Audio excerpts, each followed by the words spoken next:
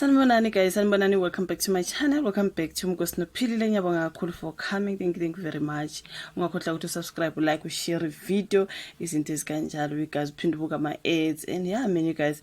So ngilana because ikhona indaba zikaMihlali ezitrendayo you guys. Of course this is all alleged because ngisithatha lana mina ke stories zabangane, something like that. So they're talking about Mihlali again. Remember you guys, Mihlali when she met Leroy kwathiwa ke she was in fact when we first heard about Mihlali dating Leroy kwathiwa she was exposed by someone kwangashiwo ukuthi ubani loyo someone, but sonke we assumed ukuthi it was Mary Jane because the person we were wathatha ama invoices where Leroy was buying furniture ethengele uMihlali, ama couch nani. I think everything was costing 9,000 if I'm not mistaken. Wasenikeza ama blog something like that I'm sure. And then kwakho ila uMihlali azwakala khona ukuthi kuthiwa uMihlali usandana indoda ethile, leyo ndoda inomfazi so kulikhweke manje ke ama receipts we le ndoda lena beyithengela uMihlali ifurniture ntontonton. So ngesathi but ngubani ongalikha le information besides umfazi wayo leyo ndoda leyo. Sonke we thought ukuthi vele uMary Jane uyena owalikha that those receipts and all that. Mhlawumbe walikhela one blog and then kwase yayiphumisa indaba into kanjalo.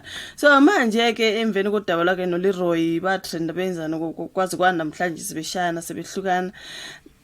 Namhlanje ngibona kunodaba lana kukhulunywa ngoMihlali again kuthiwa kune footage uMihlali ubonakala ke engena emzini womunye umfazi again allegedly. Angithi ngishilo ngathi it is alleged. Na footage le ngizobeka on my screen you guys kuthiwa kuMihlali laphana shuthi leyo ndoda le imthathe mhlambe ehamba naye emzini wakhe and leyo ndoda leyo ishadile mabesho bathi umvenda. Yo guys uMihlali naye akakhathali bafethu, uMihlali naye akakhathali, yo mina ngeke ngikwazi. So kunelo kungana laphana umuntu lona kusho ukuthi ke ubese nikeza ke ama blogs udaba. Ngizothi ngifunde ngithatha i-screenshot somewhere ngoba lo muntu lona ke ushuthi unikeza uSalty Entertainment I think udaba laphana ka Instagram uSalty ke manje kuthiwa ke lo muntu uthene uthe Salty, remember people were coming for me when I told them about Mihlali dating a married man and took her to that nice getaway. Well, there is proof. Check her status this today. She's not ashamed. She is in another woman's marital home. They are effing whatever. They are effing her on another woman's house and she knows. She knows ukuthi indoda le nomfazi. That's Mihlali for you. Mihlali the home wrecker. Isona le screenshot esishoyo. I-screenshot lesi kushuthi lo muntu besetshela ke uSalty and then kwaba ne footage ke leyana uMihlali ubonakala unendoda thizeni laphana. Usho ukuthi bangena khona kwende angithi uzwile laphana ukuthi Mihlali knows. She is entering another woman's home and she knows. So from yonke le drama ka Leroy mina mangizibuza nje ukuthi uMihlali akakhathalini guys, yonke lamadoda ashadile and all that. Lana ke this is a footage. Remember laphana ka Mary Jane it was a receipt. Walikha ke receipt umama lwana ke indoda isithengele uMihlali ama furniture nani. Lana is a footage mntakabawo. This is a CCTV footage. Ngenta ngathatha i-screenshot laphana angaza was it ka Sip and Relax maybe omunye uthe she is definitely uthena this is definitely uMashudu. I know this man. Lisiba and Deco are his eyes boys. Ngesinye se-screenshot somuntu othi uyazi le ndoda uMashudu, something like that. You hayi ngeke bafethu you. So bathi unkosikazi wakhe lo baba olikheke le information kahle angikatholi information enough. Ngithole nje khona lo ke ngitholile guys. Ngizothi mase ngitholile ke information egcwele maybe I'll come back with a video because lena ayigcwele.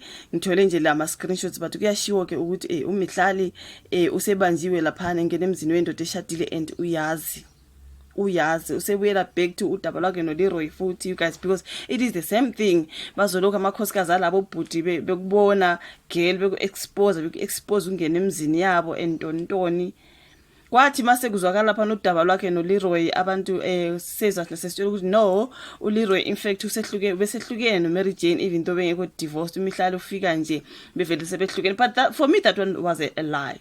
For me that one was a lie. I think uMihlali wangena nje uLeroy esaseno Mary Jane. uMary Jane wathola ama receipts uLeroy ethengele uMihlali ifurniture, something like that. You guys waselika ke leyo information expose uMihlali nendoda yakhe. Lona ubone ifootage kaMihlali ingena emzini wakhe, singazi ukuthi okuzayo esizokuthola yini. uMihlali uyongena futhi emzini omunye umfazi allegedly, angithi you guys.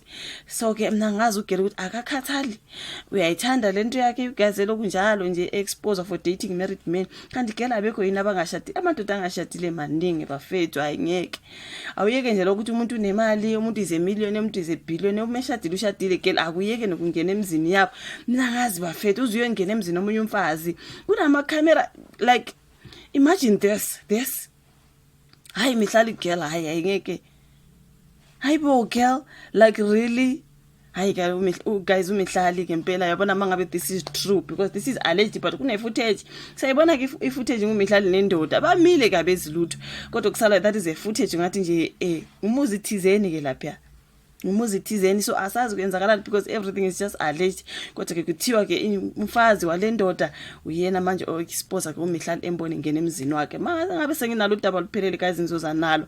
Mina nje when it comes to uMihlali girl, calm down. As a girl nje calm down man. Bekukuningi oLeroy, that was just enough. Now we are adding more to that. Yazi girl uyazibulala ukuthi uyazibulala. Remember Mihlali is a brand. Mihlali she is a brand. Like umosha nje yonke into ayisebenzele enzima for amadoda ashadile.